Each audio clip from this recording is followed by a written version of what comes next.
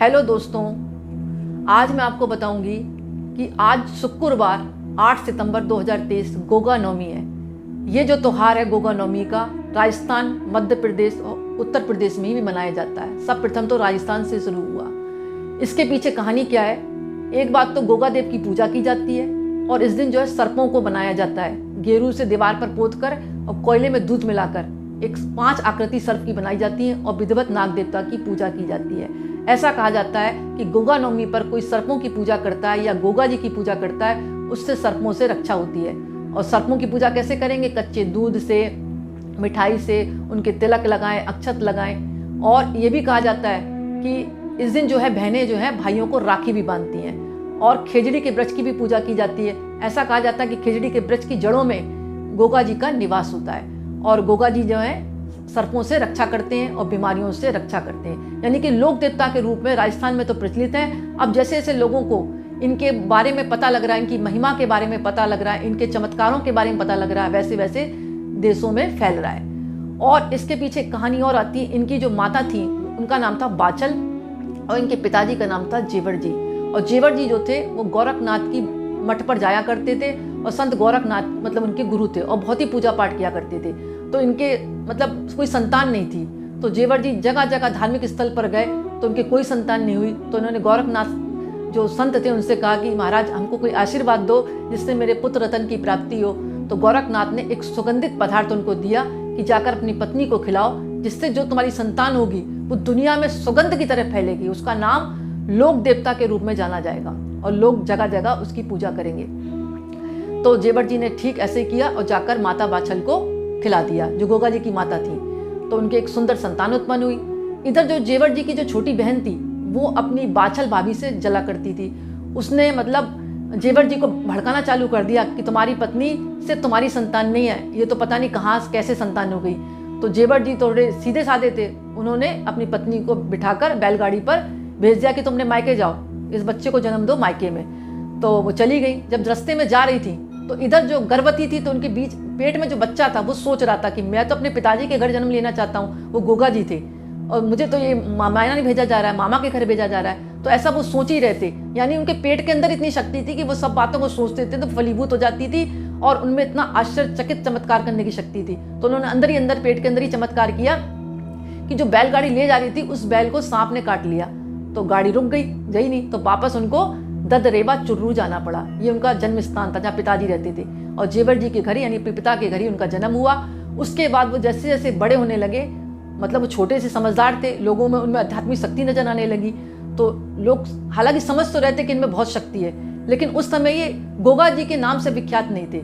फिर इनकी शादी हुई केमल दे और या केल मदे नाम की महिला से। मतलब कहीं कहीं केमल दे लिखा है, कहीं पर केल मदे लिखा है, मत अलग अलग है। तो इनकी पत्नी जब शादी हुई तो इनकी पत्नी घर आई, तब एक सर्प ने इनको काट लिया। किसको? इनकी पत्नी को। और इनकी पत्नी बेहोश हो गई। जब बेहोश हो गई तो इनको बहुत ज्यादा गुस्सा आया। और ये हालांकि ये भी गोरखनाथ के पुजारी थे। तो उन्होंने शिव जी के मंत्र का उच्चारण चालू कर दिया और एक कढ़ाई में तेल गर्म किया और मंत्रों से सर्पों को बुलाने लगे। गुस्से में बहुत ज्यादा थे और सर्प आते गए, उसमें गिरते गए। तो ये देखकर तक्षक जो नाग देवता थे उनको बहुत दुख हुआ और वो गए और गोगा जी का गुस्सा शांत किया कि हम भूल से हमारे सर्पों ने आपकी पत्नी को काट लिया, हम माफी मांगते हैं। आज के बाद आपके क्षेत्र में आप जिस क्षेत्र की रक्षा करेंगे या आपकी जो पूजा करेगा उसके हम नजदीक भी नहीं फटकेंगे। यानी हमारा कोई भी सर्प आपके पास नहीं आएगा, ना आपकी जनता को हानि पहुंचाएगा, और आपकी पत्नी को भी मैं जीवित कर देता हूँ। तो तक्षक नाग ने उनका जो जहर था शरीर में फैला था उनकी पत्नी का चूस लिया और उनकी पत्नी की जान बच गई। और इसके साथ साथ उन्होंने कहा कि आज के बाद जो है मेरे सर्प जो है मतलब किसी को हानि नहीं पहुंचाएंगे। आप जिस क्षेत्र में आपकी प्रतिमा भी होगी, फोटो भी होगी, वहां भी नहीं जाएंगे। तो तक्षक ने ये बात कह दी। पर तक्षक ने अपनी बात भी कही कि मेरे जो सर्प आपने गुस्से में कढ़ाई में डाल दिए उनको तो जीवित करो। तब गोगा जी प्रसन्न हुए और उनको जीवित कर दिया। धीमे धीमे उनकी ख्याति फैलने लगी कि इनमें मतलब बहुत ज्यादा शक्तिशाली है। और ये जिस क्षेत्र में रहते हैं उस क्षेत्र में नाग कभी भी नहीं आते, सर्प का भय नहीं रोता और कोई महामारी नहीं फैलती। बीमारी ऐसी कोई महामारी होती ना, वो नहीं फैलती। फिर इनके भाई अर्जुन और सर्जुन जो थे वो जलने लगे और उन्होंने एक चाल चली। इनके तपेले में जो गाय थी वो इनको दे दी महमूद गजनबी को। फिर इनको पता लग गया तो इनमें 47 पुत्र थे इनके और 60 भतीजों के साथ मिलकर इन्होंने चिनाब नदी के पार जाकर महमूद गजनबी पर आक्रमण करके गांव को छुड़ा लिया। तो महमूद गजनबी को भी इनकी पावर पता लग गई थी। उन्होंने इनका नाम जहाबीर गोगा के नाम से रख दिया। उन्होंने कहा ये बहुत भारी पीर है भाई, इनके साथ हम मतलब लड़ाई नहीं कर सकते। और फिर ये वापस आ गए चिनाब नदी को पार करके अपने घर पर। फिर भी जो अर्जुन थे उनको शांति नहीं मिली, वो भूमि विवाद पर लड़ने लगे, क्योंकि वो चिढ़ते थे इनकी ख्याति से, क्योंकि चमत्कार करते थे। फिर उन्होंने भूमि विवाद पर लड़ाई चालू कर दी और लड़ते लड़ते अपना शरीर भी बलिदान दे दिया और गोगा जी का भी सर काटा। तो सर गिरा कहाँ पर? शीश ददरेवा चुर्रू, ददरेवा जगह है तालाब पर, वहां गिरा। और धड़ इनका नोहर हनुमानगढ़ में गिरा, जहां पर धूर मेड़ी के नाम से विख्यात है। ऐसा कहा जाता है कि अगर उस तालाब की मिट्टी कोई घर पर रहता है तो उसको सर्प का भय कभी जिंदगी में नहीं रहता।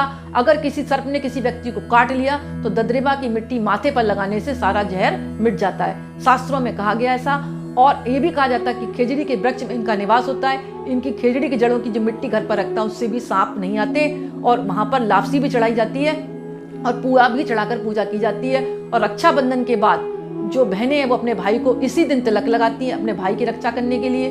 और पति के भी कोई तिलक लगाता है, यानी जो पत्नियां हैं, तो पति की भी दीर्घायु होती है और सर्प का भय नहीं रहता।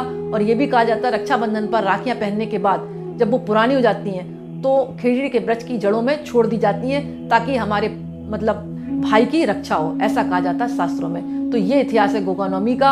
और धीमे धीमे इनकी ख्याति इतनी फैली कि आज ये लोक देवता के रूप में प्रचलित होने लगे। जहां जहां इनका भंडारा रखता है, जहां जहां जनता इनकी सेवा करती है, वहां वहां सर्पों का भय नहीं रहता।